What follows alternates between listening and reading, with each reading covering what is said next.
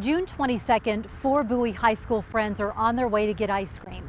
They're stopped at this intersection in Mopac and Slaughter when police say a drunk driver 3 times the legal limit plows into them at 70 miles an hour.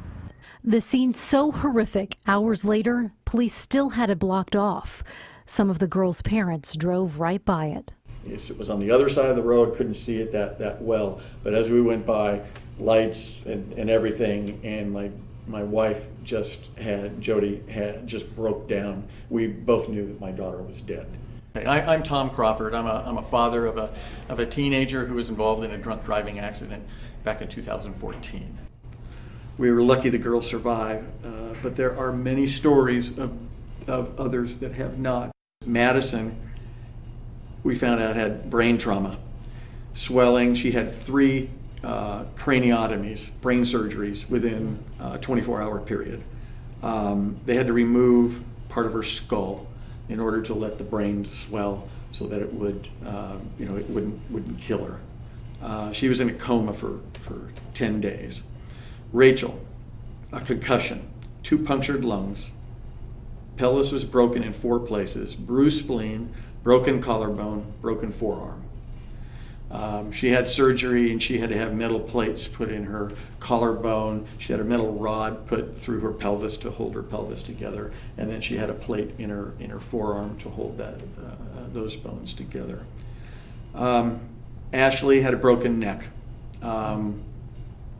Julia had bumps and bruises, but the worst for her is that she was awake during the whole accident. All the other girls went unconscious, and they still today do not remember what occurred. Poor Julia, she remembers the sights, the sounds, the smells, the screaming, the glass breaking, all that stuff, people pulling her out the back.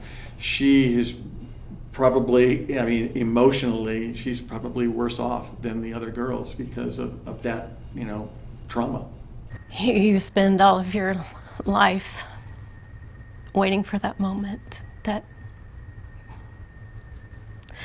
they graduate from high school and get to go off on their own. And she didn't get to because of someone's selfish decision. 6, 7, 8. Rachel Crawford is learning how to walk again. You're doing good. The dentist Her best friend, Madison Brandes, reminded me to brush, and is learning how to read again. we had this one. We did. Brush and floss. We fought a lot as a family all during that summer. We cried a lot. And the medical bills, Rachel's alone, have exceeded $250,000, and they're not over. This guy that hit them, these girls were really lucky, very lucky. This guy that hit them had stolen the car, was drunk, driving through the intersection at more than 70 miles an hour. There's a pastor friend of mine in Austin here. He tells a story. He could have prevented the death of his best friend if he had just taken the kid's car keys away from him. He was drunk and spinning the keys like he normally did. I'm okay. And he never took the keys away from him, and he never saw his best friend again.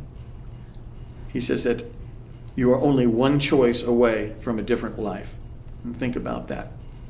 You're only one choice away from a different life. That choice to drink or not to drink. That choice to smoke or not smoke. That choice to drive or not drive. That choice to take those keys away or not take them away. That choice to get in that car with your drunk or stoned friend. Choices that can change your life forever or end it.